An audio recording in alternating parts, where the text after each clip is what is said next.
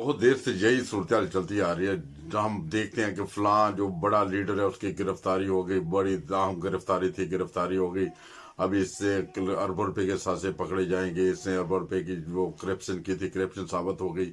क्या क्या होता है यार, क्या मुझे समझ नहीं आती। वो डॉक्टर आसिम थे, उनके ऊपर वो करप्शन के जी 400 अरब के इल्जामात थे, वो 400 अरब उन्होंने हड़प कर लिया, ये कर लिया, वो कर लिया, वो दहशत गर्दों की मामलत करते थे, उनकी गिरफ्तारी होगी, गिरफ्तारी होगी। वो क्या हुआ है, वो देखा है, वो जी प्रोटेक्शन ऑर्डर उन्हें मिल गया, वो जिम में जाकर तो अपनी एक्सरसाइज कर रहे थे, और जब वो जेल में थे वो उनकी सूरत कुछ और थी।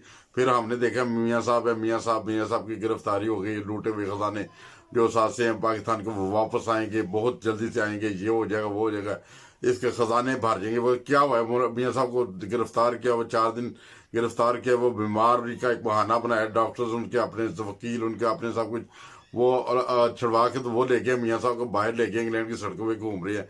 जरदारी साहब की गिरफ्तारी हो गई है, बहुत आम गिरफ्तारी, बहुत बड़ी गिरफ्तारी। और इस गिरफ्तारी के बाद जरदारी साहब के हिसाब से जब्त कर लिए जाएंगे, उनसे वो लूटा हुआ माल वापस आएगा। किधर है वो जरदारी साहब, वो भी बाहर अंदर आते फिरते हैं।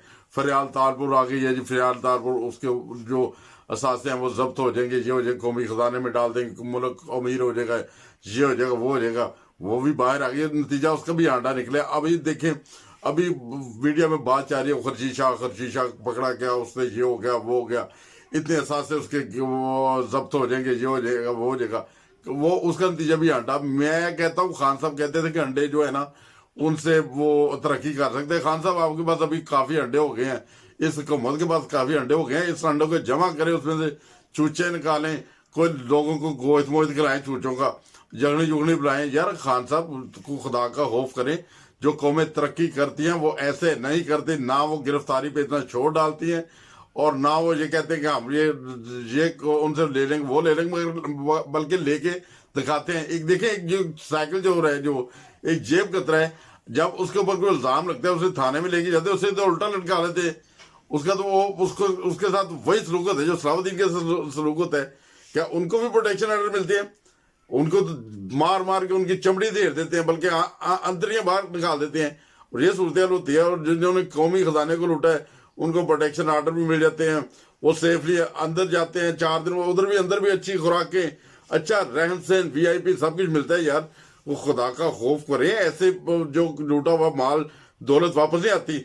अगर लूटा हुआ दौलत जब माल वापस ही कहना है तो माओ होना चाहिए, क्योंकि हमारे मुल्क में हुक्मरान माओ की तरह होना चाहिए। और ये देखें, इनकी दरिंदगी देखें। अपने हमारे जो फौजी हैं, जो हमारे वतन के साथ मोहब्बत करने वाले, वतन की खातर जो जंगे लड़ने वाले, 3-3 दफा उनको सजाए मौत। और वो जिन्होंने 3-3 4 दफा मुल्क को लूटा है, बुरी तरह लूटा है, बल्कि वो लूटते चले आ रहे हैं, उनके आगे नस्लें तैयार हो गई हैं, उनके गले में फूलों के हार पहना के उन्हें बाहर बना कर देते हैं। यार जब तक ये एहतसाब का सिस्टम नहीं होगा, सही नहीं होगा। हमें पाकिस्तान में कोई एक हिटलर चाहिए, कोई एक माओ चाहिए जो तब्दीली लेकर आए। और खबरदार किसी सोचा मुशर्रफ को फांसी देने के लिए, खुदा के लिए उसको फांसी का कभी सोचना भी नहीं है। वो वतन से मोहब्बत करने वाला, उसकी मोहब्बत का वही कर्ज आप नहीं उतार सकते।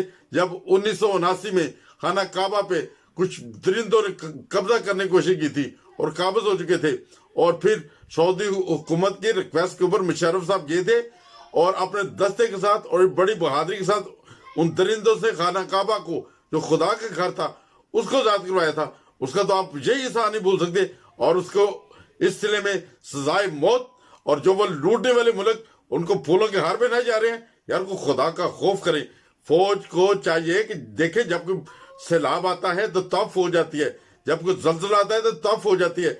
जब इस मुल्क में दरिंदे हुक्मरान आ गए हैं, आप देख रहे हैं, आप बार्डरों के ऊपर हिफाजत करते हैं, 70,000 फौजी हमारे शहीद हो गए, हमारे भाई शहीद हो गए, उनकी माएँ होंगी, उनकी बहनें होंगी, उनके बच्चे होंगे। वो क्या सोचते होंगे हमारे जो वालदैन को, जो हमारे बुजुर्गों को जिन्होंने वतन की खातिर कुर्बानियां दी, उनका सिला, उनको सजाए मौत, मुशर्रफ को सजाए मौत, और चोरों को लिए फूलों के हार, उनको प्रोटेक्शन ऑर्डर, उनको आजाद कर दिया जाता है।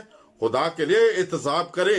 हमारे वतन में इस वक्त किसी हिटलर की जरूरत है, किसी माओ की जरूरत है, तब भी पाकिस्तान में तब्दीली आएगी, खुदा के लिए। और खबरदार किसी मुशर्रफ का वो गद्दार है। गद्दार ऐसे नहीं होते, गद्दार वतन से मोहब्बत नहीं करते। इसकी सारी जिंदगी वतन के साथ मोहब्बत करने में गुजरी, इसने 40 साल तक वतन की खिदमत की। इसने अपने बॉर्डरों पे जाके दुश्मन के साथ मुकाबले किए और दुश्मन इसके नाम से दहल जाता है, उसके दिल दहल जाते हैं। और आप इतने बहादुर हमारे जनरल के बारे में ये सोचते हैं कि उसे सजाए मौत देनी है। अगर सजाए मौत देनी है तो फिर दे दें 22 करोड़ अवाम को भी सजाए मौत और कर दो हिंदुस्तान को खुश, कर दो हिंदुस्तान को खुश। यही है आपके इरादे और कुछ नहीं है। खुदा के लिए पाकिस्तान का सोचो, अपने वतन का सोचो। ये वतन आपको अल्लाह ताला ने एक बहुत बड़ी नेमत दी है, इस नेमत को हाथ से ना जाने दे। इस बहुत से दरिंदे पूरी दुनिया देख रही है कि ये वतन इनके हाथ से निकल जाए, मगर खुदा के लिए अपनी फौज के साथ दे, अपनी फौज के साथ दे। वही हमदर्द है पाकिस्तान की। ये सियासी लीडर नहीं है, ये सियासी लीडर नहीं है। इनके देख लें इनकी सूरत हाल, इन्होंने मुल्क को लूटा सूटा है और अब इनकी नस्ल भी तैयार हो गई है। इनसे बचो और फौज के साथ दो। और खबरदार किसी मुशर्रफ को फांसी का जिक्र कर रहे पूरे मीडिया में, उसे 5 दफा फांसी नहीं देनी चाहिए, उसे 2 दफा फांसी नहीं देनी चाहिए, उसे 3 दफा फांसी नहीं देनी चाहिए। मैं कहता हूं खुदा की कसम उसे फांसी देनी नहीं चाहिए। वो वतन का हमदर्द था, वो वतन का एक बहादुर सिपाही था, बहादुर फौजी था। उसने सारी जिंदगी वो लड़ा है। खबरदार किसी उसे कहा उसे फांसी दोगे। अगर उसे फांसी दे दोगे तो खुदा आपको इबरतनाक अज़ाब में झोंक देगा इस सारी कौम को। खुदा के लिए इस कौम को बाहर आना चाहिए, मुशर्रफ का साथ देना चाहिए, पाकिस्तान का साथ देना चाहिए। एक इस्लामी कंट्री है पाकिस्तान, इसका साथ दें, इसका भरपूर साथ दें। आज ये सड़कों पे बाहर ये देखें जिन्होंने अरबों पे लूटा है वो तो आजाद फिर रहे हैं, और जिससे वतन की खातिर कुर्बानियां दी वो अस्पताल में जिंदगी और मौत का खेल खेल रहा है, उसके ऊपर जेल इल्जाम लगाते हैं, उसे फांसी दी जाए।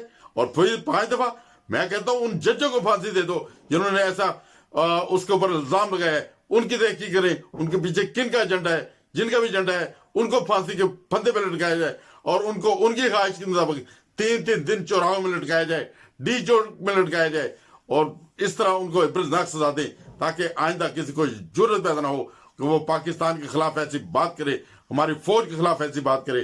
खुदा के लिए इस वीडियो को शेयर करें, यहां तक कि हमारे जनरल साहब तक भी पहुंचे ये पैगाम, और जो बाजवा साहब तक भी वो कोई सख्त कदम उठाएं।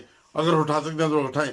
पाकिस्तान के लिए, पाकिस्तान जिंदाबाद, पाकिस्तान पाइंदाबाद, पाक फौज जिंदाबाद। जीवे जीवे पाकिस्तान।